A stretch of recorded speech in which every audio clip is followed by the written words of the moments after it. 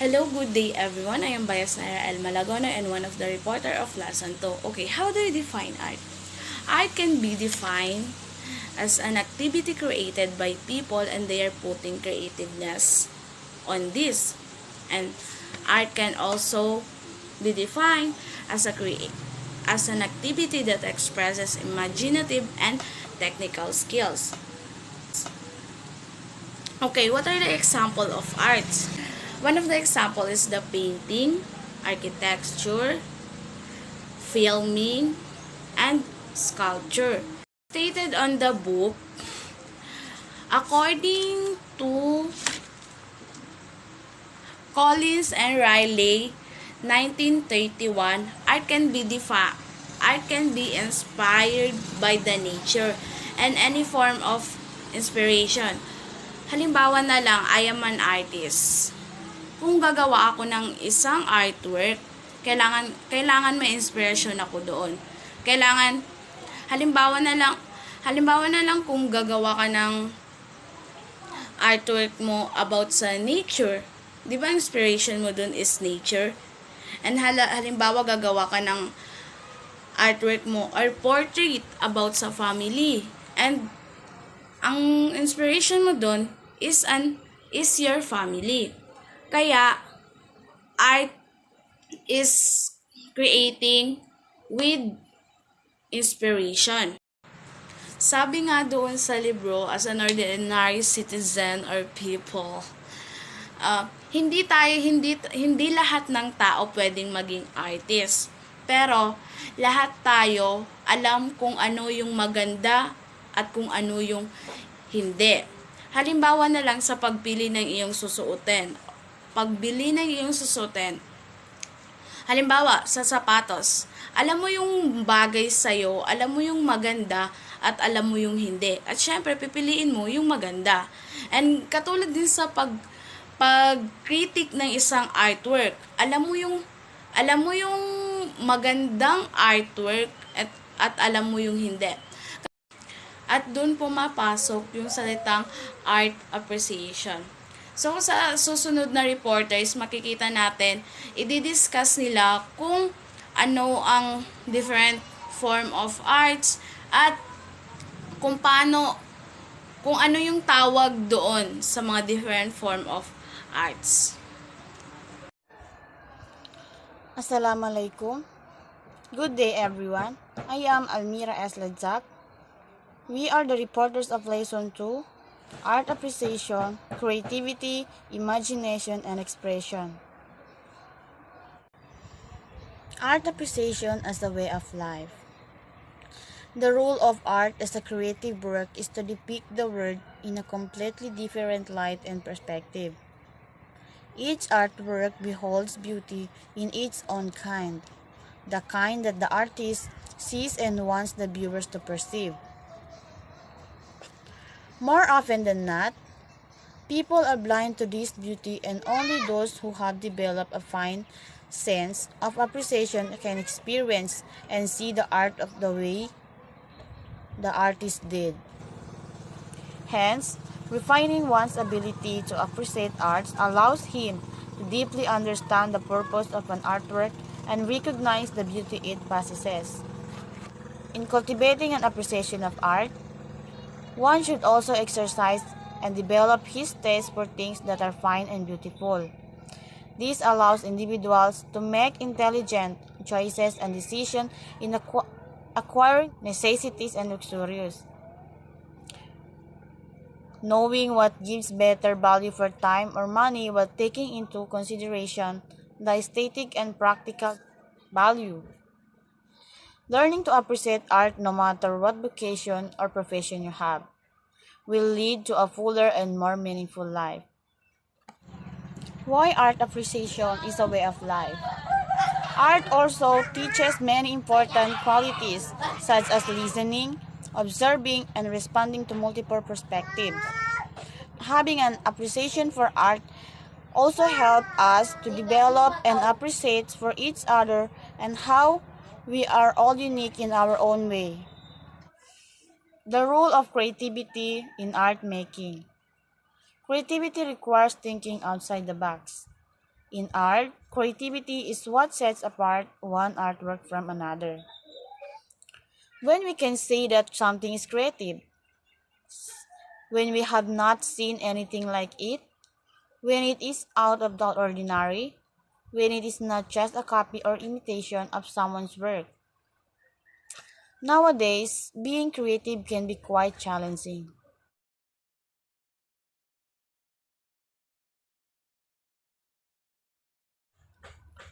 Art as a product of imagination, imagination as a product of art. Imagination is more important than knowledge, for knowledge is limited to all we now know and understand, while imagination embraces the entire world and all there ever will be to know and understand. Imagination is not constrained by the walls of norm, but goes beyond that. Through imagination, one is able to craft something bold, something new, and something better in the hopes of creating something that will stimulate change. In artist's mind sits a vast gallery of artwork. An artwork does not need to be a real thing, but can be something that is imaginary. However, something imaginary does not necessarily mean it cannot be called art. Artists use their imagination that gives birth to reality through creation. On the same way that imagination produces art, art also inspired imagination. Art as expression. Robin George Collingwood, an English philosopher who is best known for his work Aesthetics, explicated in his publication The Principle of Art 1936. According to him, that what an artist does to an emotion is not to indulge but express it. Through expression, Robin George Collingwood able to explore his emotion and by that emotion, he created different kinds of beautiful artwork. Every artist has a freedom and uniqueness in creating their artwork. For example, you are very happy and you can express your emotion by doing such a beautiful artworks. And in your artworks, they can feel the emotion you put on it. They can feel the passion you put on that artwork. There are countless ways of expressing oneself to art. Example of this is the visual arts and the film. Okay, one of the example of art as an expression is the visual arts. And visual art is very familiar in each one of us. According to the book, artists produce visual art driven by their desire reproduce things that they have seen in the way that they perceive them. According to it is, yung mga artists daw, ginagawa yung visual.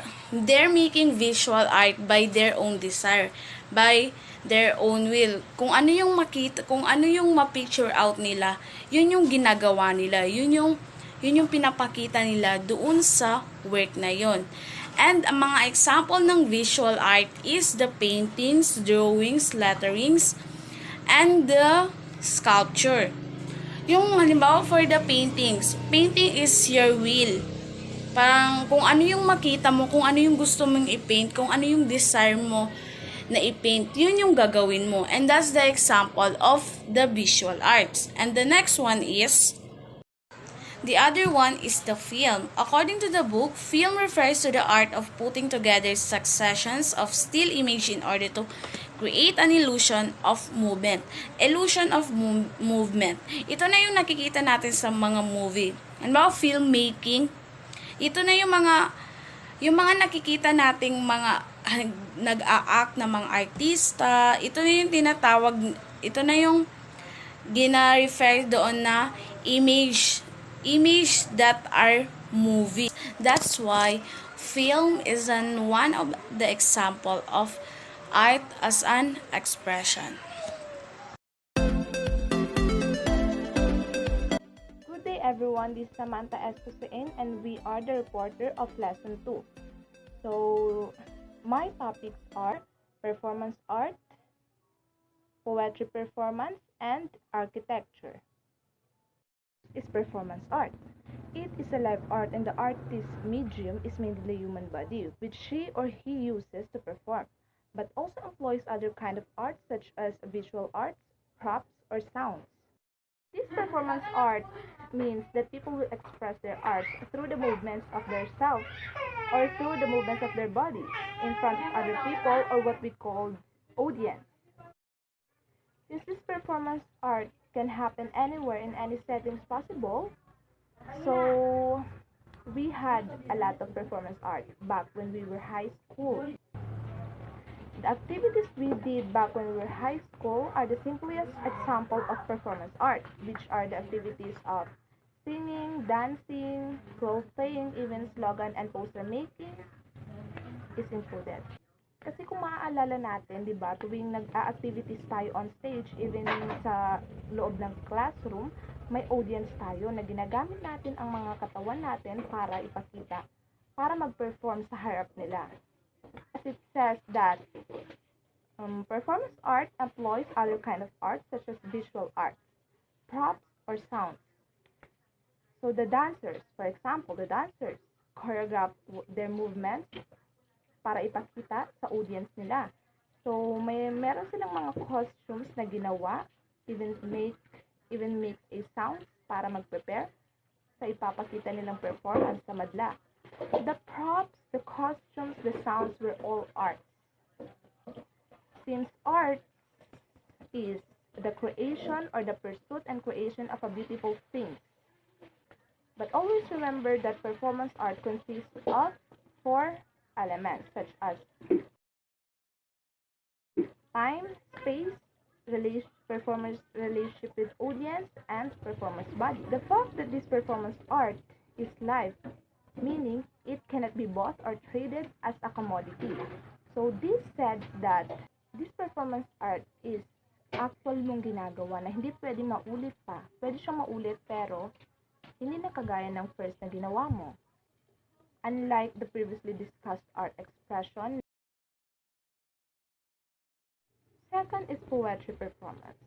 Poetry is an art form where the artist expresses his emotions not by using paint, charcoal, or camera, but expresses them through words. As we notice, poetry performance is quite popular nowadays, especially us Filipinos love to spoken poetry. If you know Juan Miguel who became a celebrity because of his talents of spoken poetry, he is a Filipino citizen that discovered by the local channel ABS-CBN. This poetry performance will allow you to feel every emotion you want to feel, you want to express. You can be angry as you want, you can be happy, you can be sad, you can be sorrow, you can feel love, and lot of emotion you could possibly do. Kasi ang poetry performance, dapat yung ma-convince mo or ma-emphasize mo yung mga katagang sinasabi mo. Itong poetry performance, para kang nagko-convince sa audience mo na paniwalaan yung mga sinasabi mo. So, the more emotional you are, the more chance that you can convince your audience to believe in your stand. Mas hahanga ang audience mo kung mafe-feel nila ang sobrang emosyon mo. Wala silang pakialam kung sobra kang galit, kung sobra kang masaya habang sinasabi mo ang bawat kataga ng poem na sinasabi mo. It can add to the artistic value of the poem. Lastly is the architecture. As discussed, art is the pursuit and creation of a beautiful things, while architecture is the making of buildings beautiful. Some students said na ang best partner course daw is civil engineering and architecture. Sabi kasi nila, since ang trabaho ng engineering is magpatayo ng building at ang trabaho naman ng architecture ay pagandahin ang ginawang building ng mga engineering. Pero itong architecture ay hindi lamang building ang dinidisenyohan nila. Pwede rin bahay, school, restaurant, any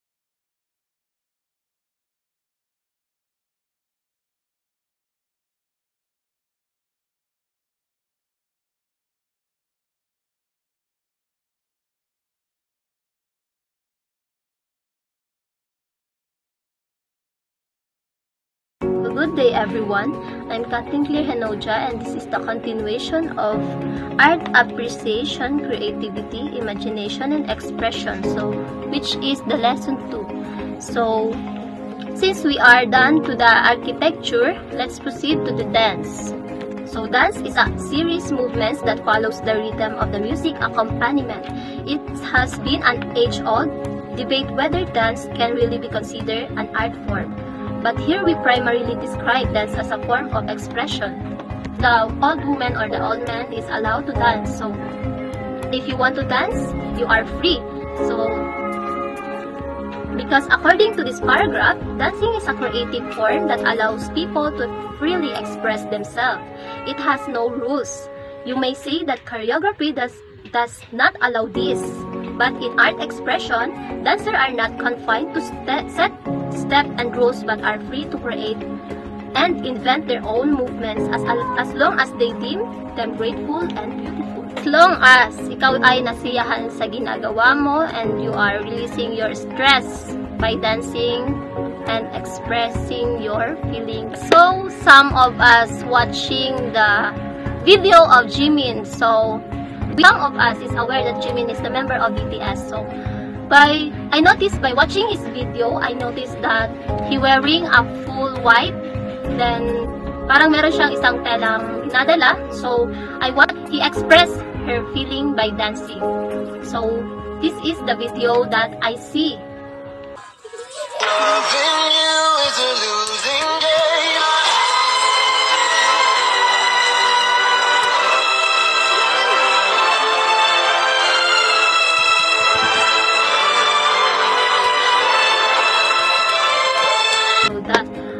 As we notice, he is performing, parang dinadamdam niya yung kanta. He following the rhythm of the music.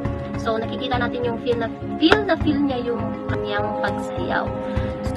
So, dance is open for all. If you want to dance, so it's up to you. Kung dyan ka masaya, kung dyan mo nare-release yung emotion mo to express your emotion.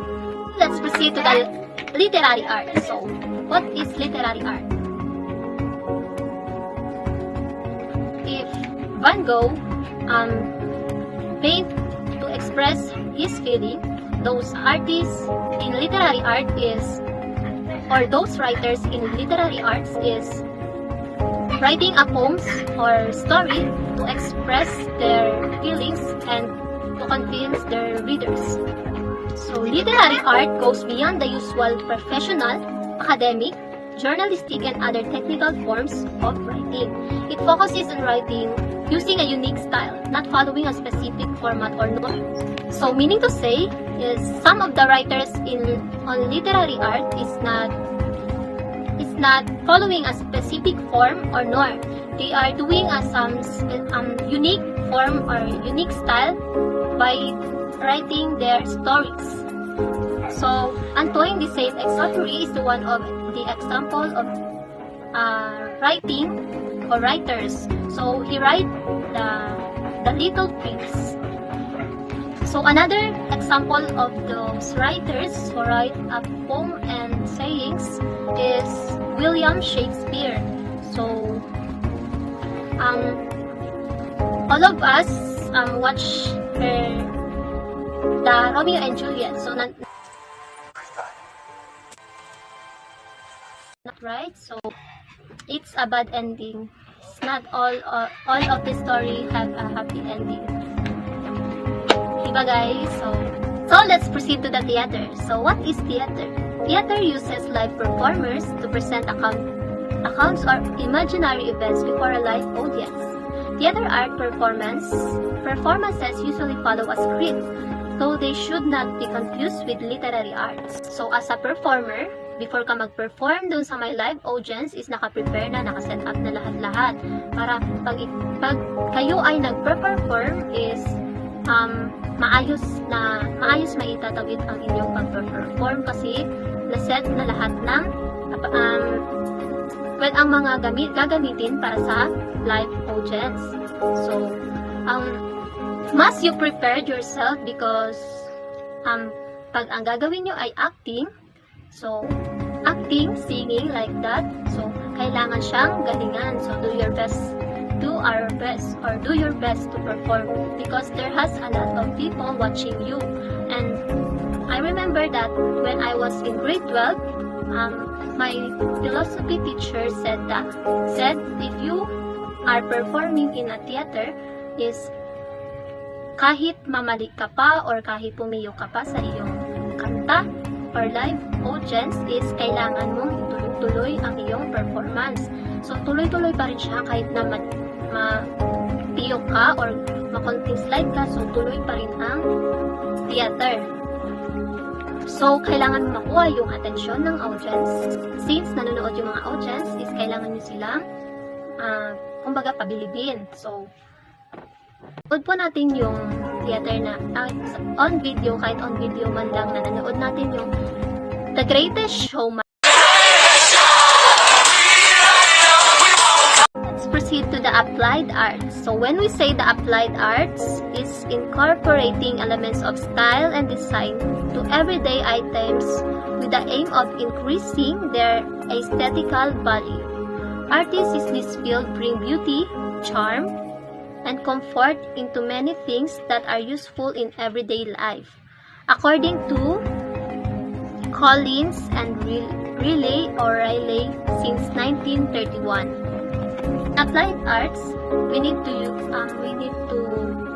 combine the aesthetic value and then our own style so this is the end of lesson 2 report, and I hope all of watching this video is understand all the topics what we've discussed, and that's all. Thank you for watching.